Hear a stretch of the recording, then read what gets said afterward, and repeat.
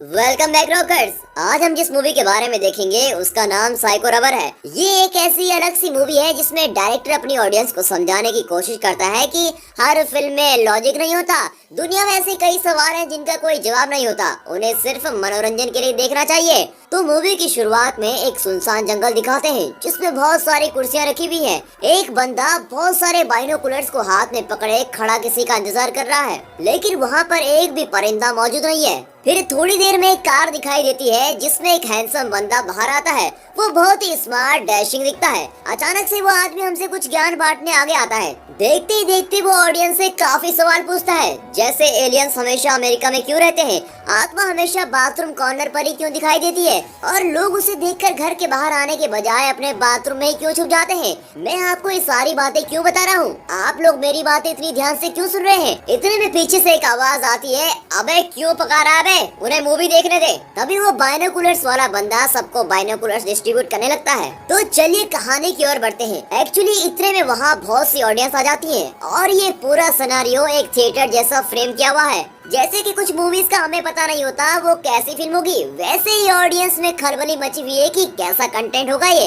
अब सारी audience binoculars के थ्रू इस मूवी को देखते हैं। उसमें एक टाइटल रबर दिखाई देता है। मूवी का सेटअप शुरुआत में एक कचरे के ढेर पर होता है। यहाँ बहुत सारी गंदगी फैली होती है और उसी के बीच हमारा हीरो रबर पड़ा हुआ है। जैसे कि स्पाइडरमैन मूवी में जख्मी हीरो उठने की कोशिश करता था ना, वैसे ही हमारा हीरो उठने की कोशिश करता है। वो अपने ऊपर की मिट्टी को साफ करते हुए थोड़ा डगमगाता है और फिर आगे जाता है। थोड़ी दूर जाने के बाद उसे पता चलता है कि वो तो कहीं खो ही गया है। फिर भी हार नहीं मानते हुए वो आगे बढ़ता दिखाई देता है। इतने में वहाँ एक प्लास्टिक बोतल पड़ी भी मिलती है।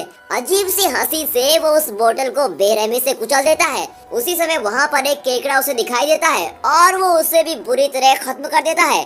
आगे बढ़ते ही वहाँ एक बियर की बोतल दिखाई देती है जिसे वो आसानी से कुचल नहीं पाता। ऐसा लगता है जैसे ये बोतल उसके गुस्से को ललकार रही हो और वो अब वाइब्रेट होने लगता है। जितना ज्यादा वो वाइब्रेट होता है उतनी जोर से उस बोतल के चिथड़े हो जाते हैं और पीछे से एक अजीब सी साइको धुन सुनाई देती है जो ये बताता है कि हमारा हीरो रबड़ अब कितना मजा ले रहा है। ऑडियंस जब ये सब देखती है तो उनका दिमाग खराब हो जाता है। ये कैसे हो सकता है, एक टायर भला खून कैसे कर सकता है, शायद किसी की बुरी आत्मा उस टायर में घुस गई होगी। ऐसे कई सारे सवाल वो आपस में डिस्कस कर रहे होते हैं और बाकी इंटरेस्टेड ऑडियंस को भी डिस्टर्ब करते हैं। इतने में दो औरतें भड़क जाती हैं और गुस्से में बोलती हैं, अबे क्या तुम लोग चुप नहीं रह सकते क्या, अगर नहीं देख रहा तो दूर जाके धीरे धीरे बात करो, बाकियों को क्यों परेशान कर रहे हो। उसके बाद ये हमारा हीरो टायर अपनी ही धुन में मस्त खुशी खुशी आगे बढ़ता है। इसी बीच वो बाइनोकुलर्स वाला बंदा साइकिल में आते हुए नजर आता है। जब वो नजर घुमाता है तो सभी ऑडियंस सोते हुए दिखाई देती है।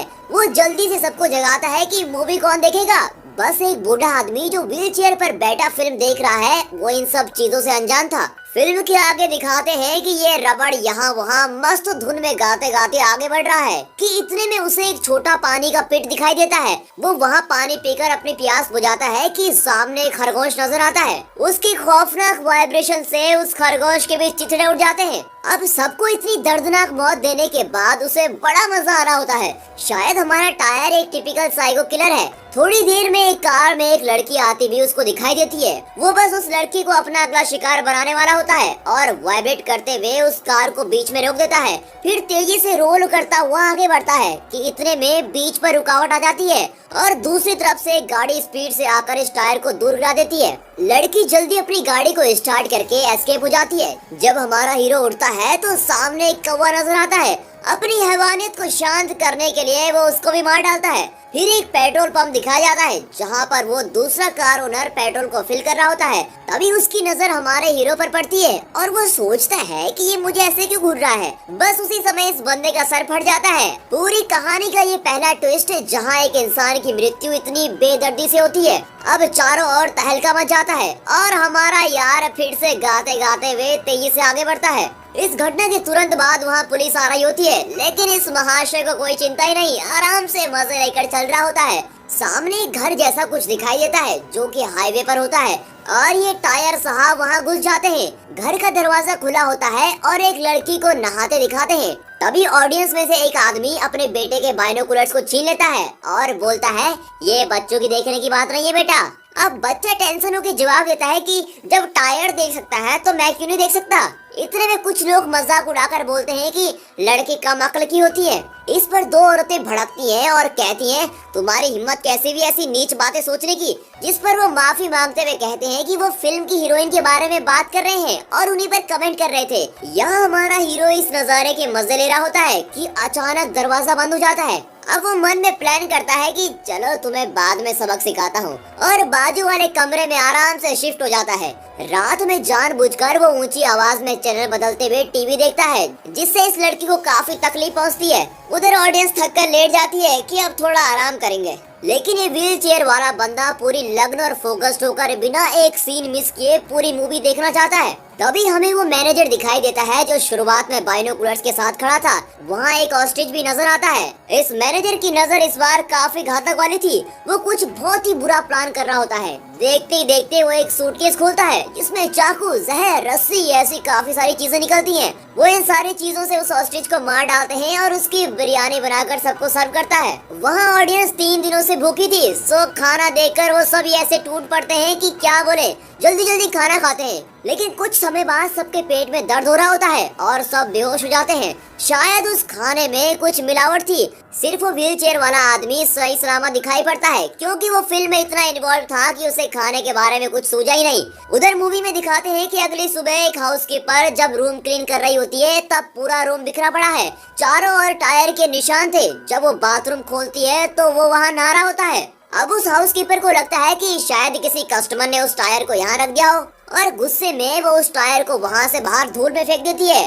और यहाँ हमारे टायर साहब की बहुत बेइज्जती हो गई।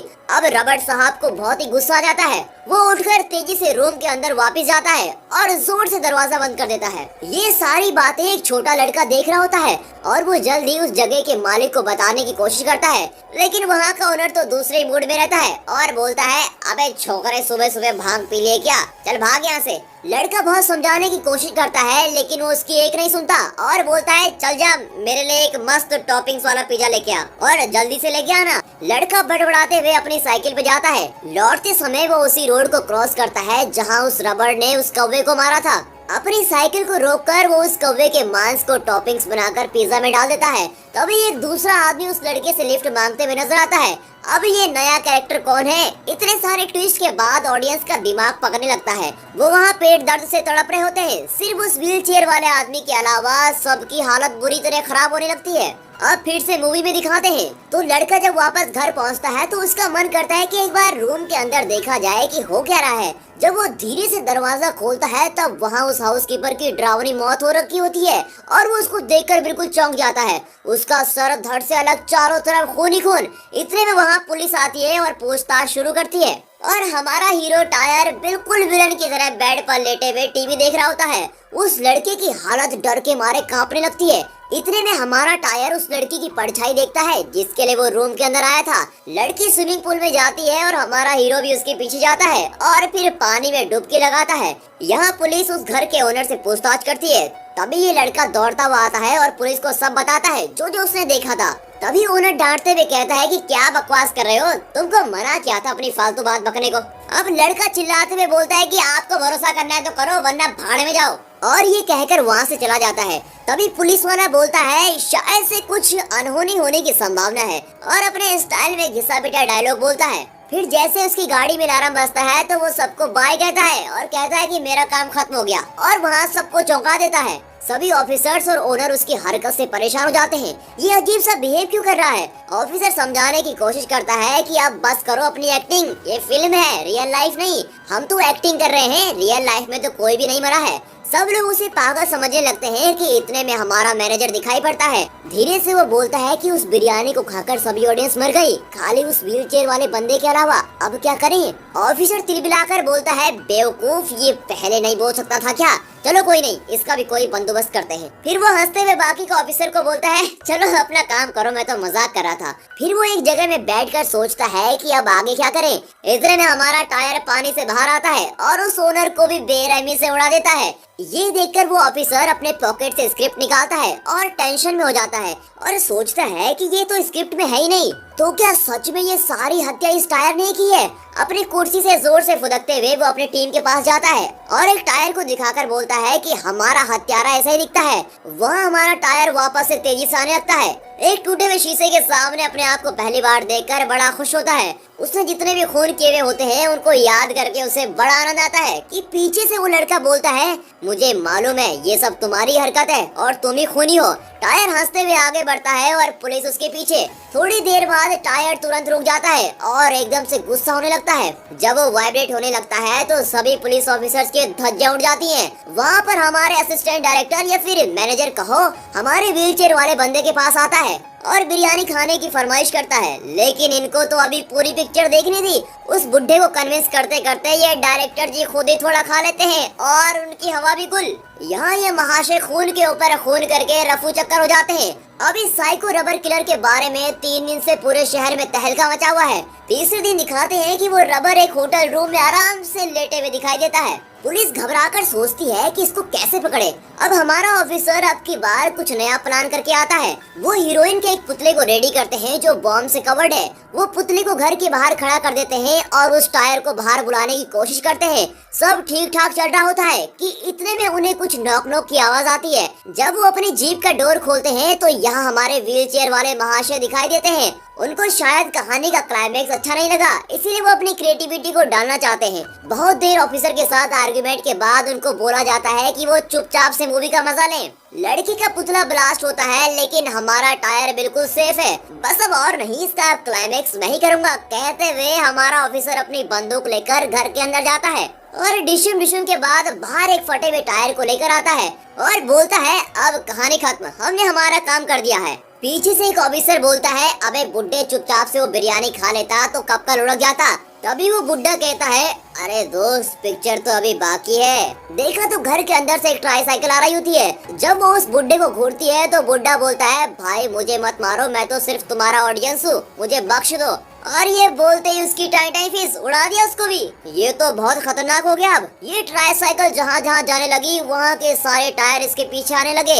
ये एक तरफ से सभी टायर्स को कंट्रोल कर रहा होता है और पूरी एक बटालियन के साथ आगे शहर में जाने लगता है और यहाँ पर ये मूवी खत्म होती है। दोस्तों, तो ये थी हमारी साइको टायर की कहानी। आपको कैसी लगी हमें कमेंट करके जरूर बताएं। बहुत बार हमें भूल जाते हैं कि मूवीज एंटरटेनमेंट के लिए होती है, इसे लॉजिक से नहीं मैजिक से देखना चाहिए, तभी उसका मजा आता है। हमारे लॉजिक लगाने से या हमारे दिमाग लगाने से तो पिक्चर का मतलब कभी भी समझ में नहीं आएगा। ध्यान से देखोगे तो इस थ्रिलर मूवी की शुरुआत से अंत तक बहुत ही मजेदार है। And finally thanks for watching.